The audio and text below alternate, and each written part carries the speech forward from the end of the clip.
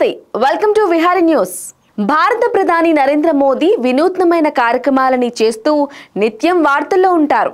బలమైన రాజకీయవేత్తగా దాదాపు దశాబ్ద కాలం నుండి ప్రధానిగా కొనసాగుతున్నారు। ప్రపంచంలో ప్రముఖ వార్తా సంస్థలు కూడా మోడీ చరిష్మా గురించి ఆర్టికల్స్ రాసిన సందర్భాలు కూడా ఉన్నాయి। కొన్ని మ్యాగజైన్స్ మోడీని ప్రపంచంలోనే శక్తివంతమైన నేతగా అభివర్ణించాయి।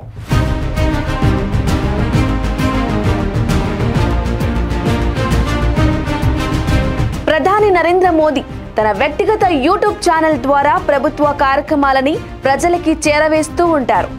మోదీ గుజరాత్ సీఎంగా ఉండగా 2007లో ఈ ఛానల్ ని క్రియేట్ చేశారు।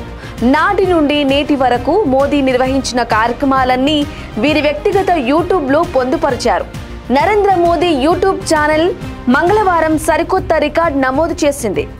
దాదాపు 2 కోట్ల సబ్స్క్రైబర్లతో ప్రపంచంలోనే మరే ఇతర నేత సాధించని మార్క్ ని చేరుకున్నారు।